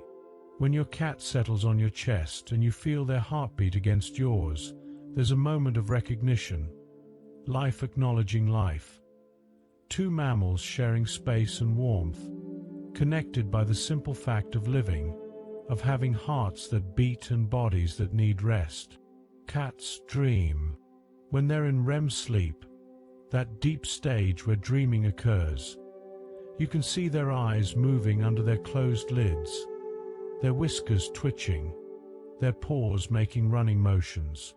They're somewhere else entirely, experiencing some narrative their brain is creating, probably involving running, hunting, or exploring if we can judge by their movements. What do cats dream about? We'll never know for certain, but watching them suggests they dream of being cats, of doing cat things, of moving through spaces and interacting with their environment. Maybe they dream of you too. Maybe they replay moments from their day. The time you played with a feather toy, the bird they saw through the window, the sound of the can opener that means dinner. Their inner world remains private, but these visible signs of dreaming remind us it exists, that they have experiences we can't access, that there's depth and complexity to their mental life that goes beyond what we observe when they're awake. When cats bring their kittens prey, they're teaching them to hunt. First dead prey, so the kitten learns what prey looks like and smells like. Then injured prey, so the kitten can practice capturing something that moves but can't escape easily. Finally, live healthy prey, the ultimate test. It's a graduated curriculum, carefully structured to build skills progressively. Mother cats are patient teachers, demonstrating techniques, allowing practice, providing easier challenges until their kittens are ready for harder ones. When your adult cat brings you prey, they've cast you in the role of incompetent kitten. They're trying to teach you because you clearly don't know how to hunt. You eat food from bags and cans. You've never caught a single mouse despite having every opportunity. So they're stepping in, trying to provide education before you starve due to your obvious inadequacy. It's affectionate, this assumption that you need care, this willingness to share their knowledge and their catches. Even though it's unsettling to receive dead animals, try to remember it comes from a place of care, from a genuine desire to help you survive in a world they perceive as requiring hunting skills you obviously lack. Cats can be right-pawed or left-pawed, and this preference might correlate with their personality. Some studies suggest male cats tend to be left-pawed while females tend to be right-pawed, though this isn't absolute. Paw preference also seems to correlate with how cats respond to stress, with left-pawed cats possibly being slightly more reactive. It's not dramatically determinative, but it's interesting that this small behavioral preference might connect to other aspects of their personality and cognition. When you watch your cat reach for something, notice which paw they use first. Do they consistently favor one side? That's their dominant paw, and it's as natural and hardwired for them as your dominant hand is for you. They're not thinking about which paw to use. They just automatically reach with their preferred one. These small consistent preferences, these tiny patterns of behavior, they're part of what makes each cat an individual. Not just another cat, but this particular cat, with their specific preferences and patterns, their unique way of moving through the world. Cats have scent glands between their toes. When they scratch, whether on a scratching post or your furniture, they're leaving both a visual mark and a scent mark. The scratching serves multiple purposes. It removes the dead outer layer of their claws. It stretches their muscles, and it deposits their scent through those toe glands. They're saying, "I was here. This is mine. I am present in this space." It's territorial but also comforting for them, surrounding themselves with their own scent, creating an environment that smells like home.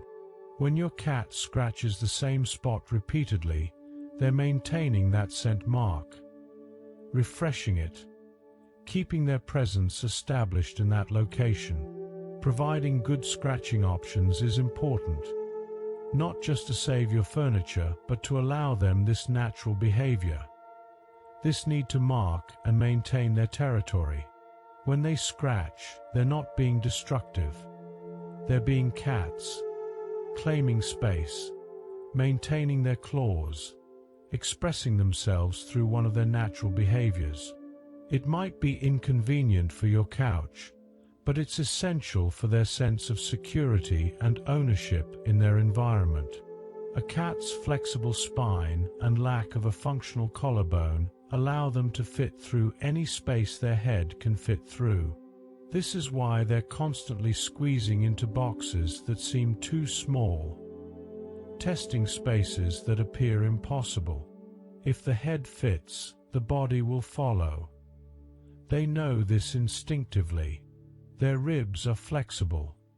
Their shoulders collapse inward. They become temporarily narrower to match the available space. It's not magic.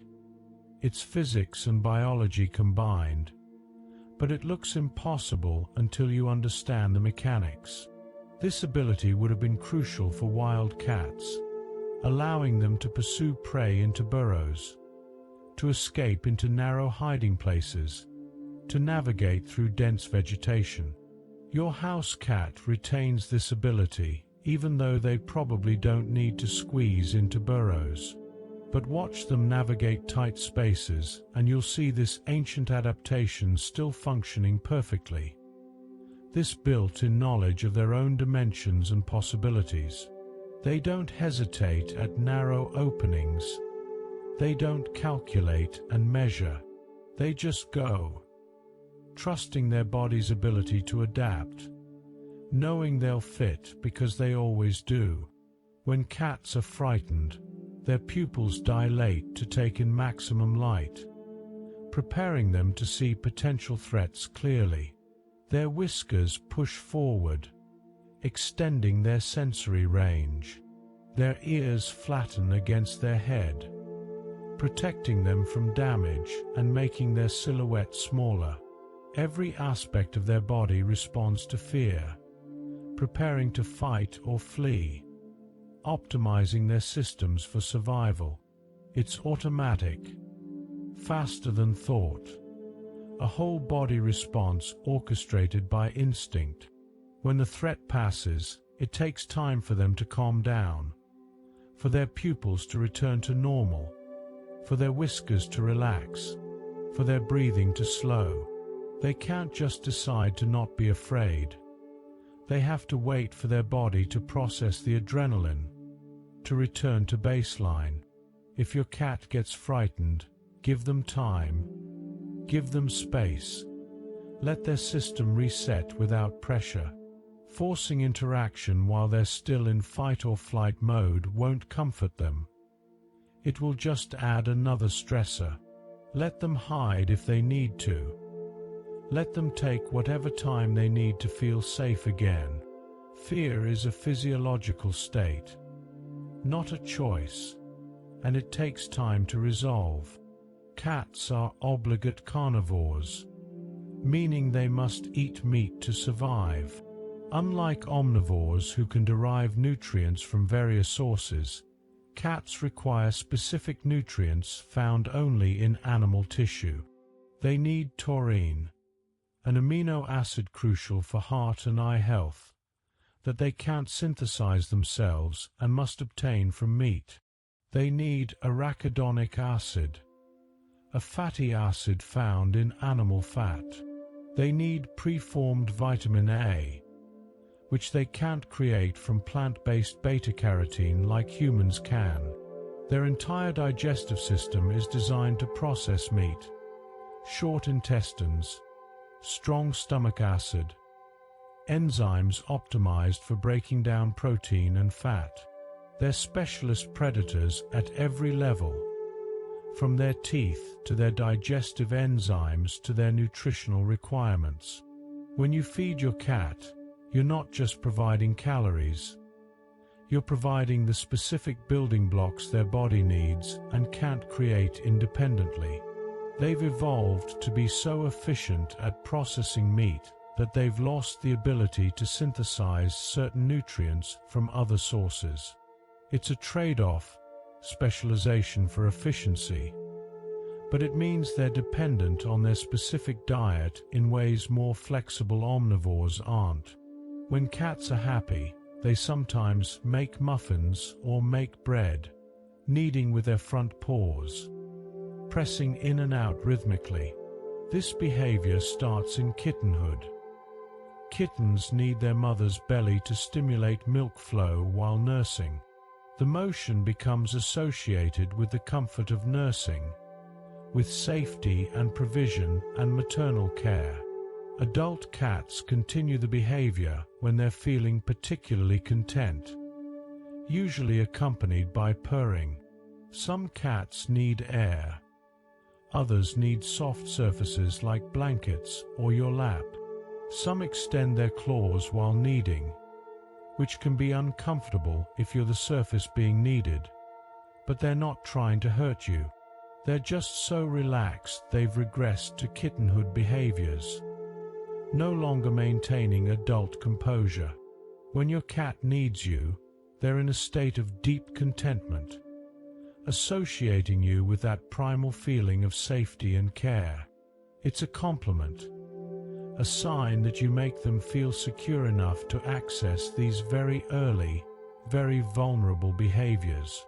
You've become mother figure, safe place, provider, the source of comfort they once found while nursing. That's significant. That's trust at a fundamental level. Cats can jump up to 6 times their own length. Their powerful back legs contain fast-twitch muscles that can contract explosively, creating tremendous force relative to their body size. They're built like springs, capable of storing energy and releasing it in sudden bursts. Watch a cat prepare to jump. They crouch, their muscles tense. They wiggle slightly, calibrating. Then they release, all that stored energy converting into upward and forward motion, launching them through space with remarkable power and accuracy. They land on their toes, specialized paw pads absorbing the impact, joints flexing to distribute force. The whole sequence, preparation, launch, flight, landing, is smooth and controlled, the result of millions of years of evolution optimizing the feline body for this exact kind of explosive motion. When your cat leaps from floor to counter in one effortless bound, they're demonstrating engineering excellence, biological machinery perfectly adapted for purpose, power and precision combined in a small, graceful package. It's easy to take for granted, but it's actually extraordinary every time they do it. And so, here we are at the end of our journey through the quiet wonders of cats, those mysterious, elegant creatures who've chosen to share our lives, who sleep in our sunbeams and walk across our keyboards, who bring us gifts we don't want and affection we don't always understand, who've been with us for 10,000 years and still maintain some essential wild mystery. Maybe you're still awake, still listening to these final words. Or maybe you've already drifted away, already crossed that border into sleep, and these words are just distant sounds in your dreams. Either way is perfect. There's no wrong way to end this journey. If you're still here, still conscious, feel your body now. Feel how heavy it is, how relaxed. Feel how your breathing has slowed, how your thoughts have softened. You've spent this time learning about cats, but really, you've been learning how to rest. Each fact was just an anchor, a gentle point of focus, giving your mind something to hold on to while your body released tension, while sleep came closer. Cats know how to rest. They know how to curl up in a patch of sunlight and simply be. They don't feel guilty about sleeping 15 hours. They don't apologize for taking time to groom themselves, to care for themselves, to exist in states of contentment without productivity.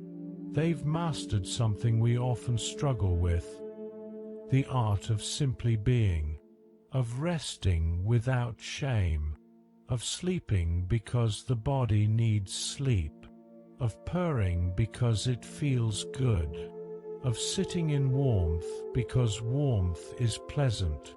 Maybe that's the real lesson tonight.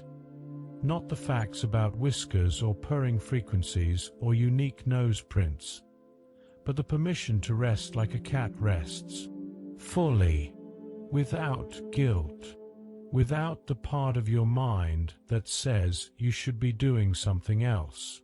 Just resting, just being, just sleeping.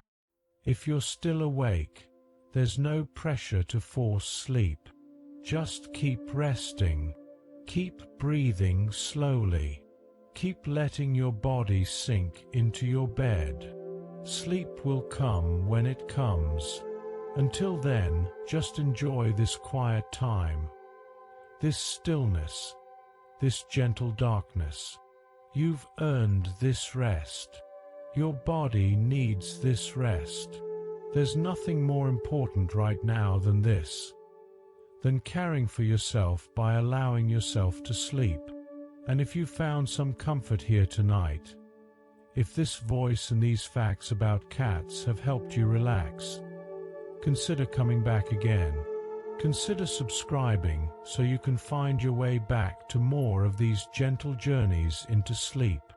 There are so many more wonders to explore, so many more soft facts and quiet stories to share. But that's for another night. Tonight is for sleeping. Thank you for being here. Thank you for listening.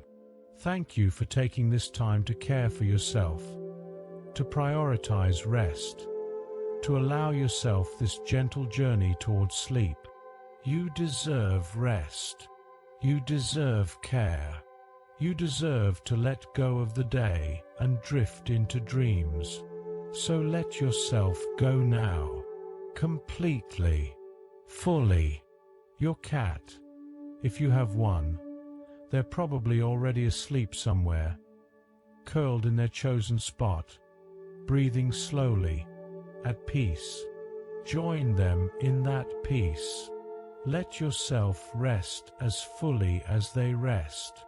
Let yourself surrender to sleep without reservation. Good night. Sleep well, and may your dreams be as peaceful as a cat sleeping in afternoon sunlight. Warm, safe, and perfectly content.